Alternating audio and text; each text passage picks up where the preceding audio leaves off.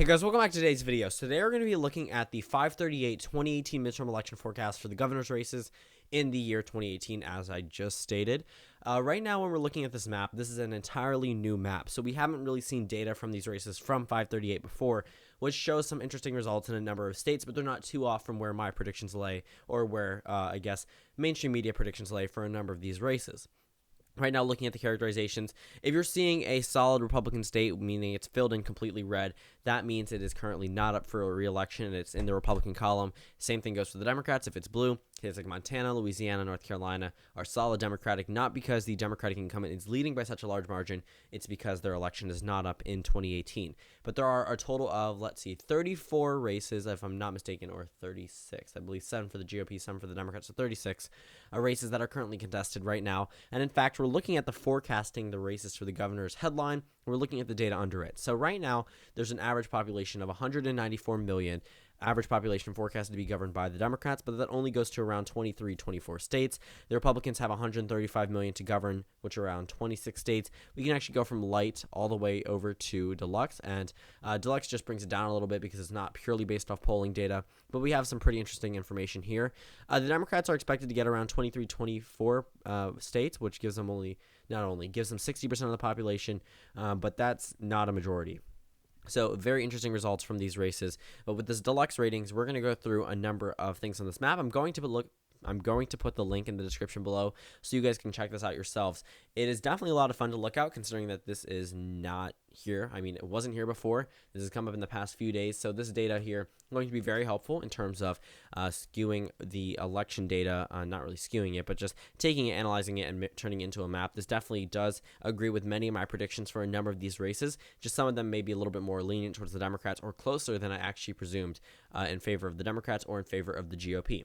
So right now when we're looking at this, again, I've ran through the numbers, and you can see all the states going from safe Democratic to likely Democratic to leaning Democratic, then to toss-ups that are in the Democratic column. There's currently only one toss-up, one true toss-up in the Democratic column, and that is the state of Nevada. For the GOP, they have Ohio, and they have Georgia, and Kansas is a leaning Republican state, so pretty much only 3 true toss-up states at this point, and you can see them outlined with the black outline rather than a colored outline for either political party.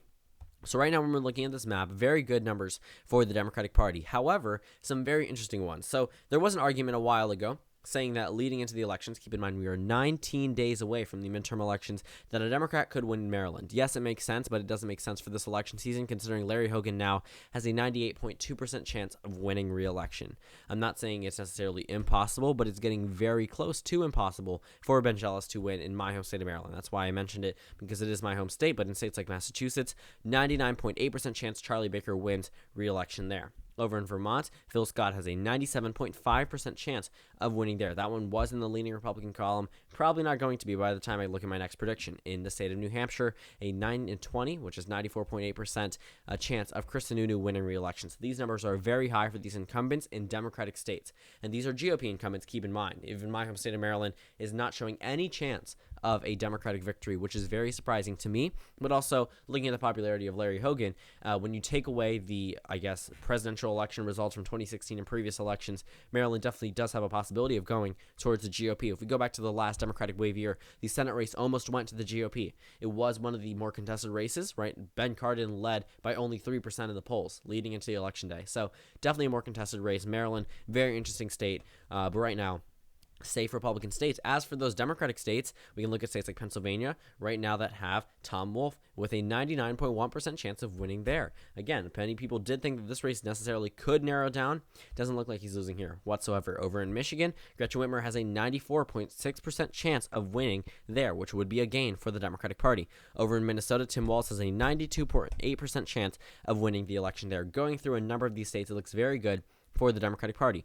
Oregon actually is closer than most elections, but still an 82% chance of Kate Brown winning there. The only areas where the Democrats are not really doing too well in are states like Wisconsin, where they're doing very well in the Senate elections, just not so much in the governor elections, because Scott Walker is going for a third term, and he's not too unpopular compared to other Democratic and Republican incumbents across the United States. But right now, looking at the state of Wisconsin, Tony Evers has a 60% chance of winning. I mean, exact 60% chance of winning. He's expected to get 49.2% of the vote compared to Gretchen Whitmer at 53.9, 56.9 for Pennsylvania for Tom Wolf. So these three states themselves turning more Democratic with 2 gains for the Democrats if the numbers stand as they do today. Maine is another state that is going to go into the Democratic column according to this prediction. Janet Mills, 84.6% chance of winning the election there. Looking at all this data, looks very good for the Democratic Party.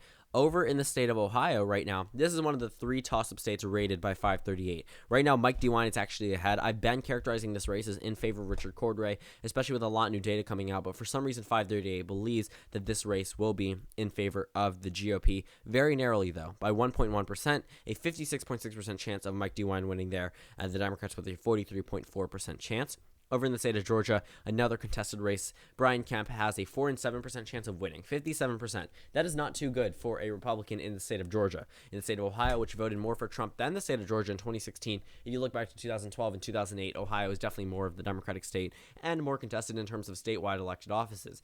Georgia really shouldn't be a toss-up for the governor's races, considering that most of their presidential election the whole reason why it got close was because of Trump. There's no reason why Trump would have a real implication on a governor's race. So it does come down to the candidates themselves. Right now, when we're looking at this race, definitely a contested race to watch. Going over to the state of Florida, Andrew Gillum leads, and he has a 70% chance of winning here. So 7 and 10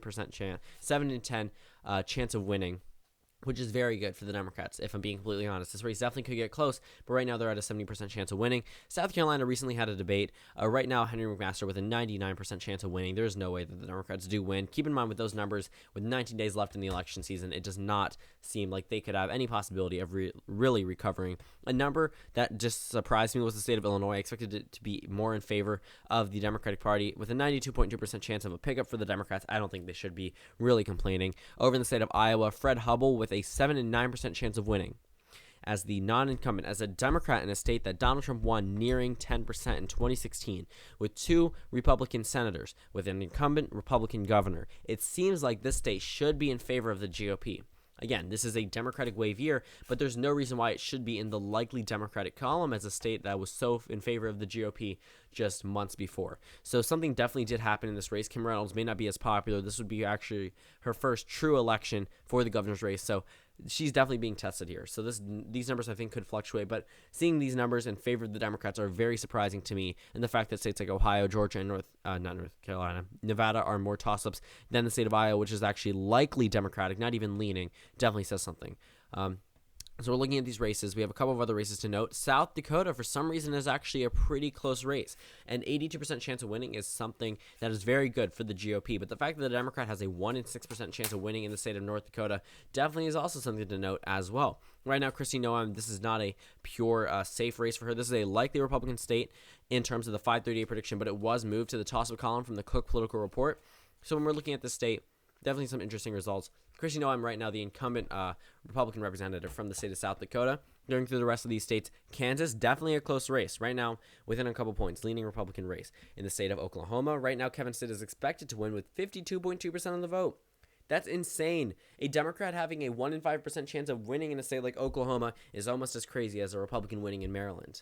Oh, wait, right? So when we're looking at that, it seems like it's a little impossible because typically Democratic states are a little bit more lenient on Republican candidates than Republican states on Democratic candidates. But it's very interesting seeing a Democratic, candidate getting 46% of the vote in Oklahoma, which was a solid GOP state even in 2008 when McCain lost a number of solid GOP states. Right now, Kevin Stitt is expected to win, which is not unexpected. So expected to unexpected.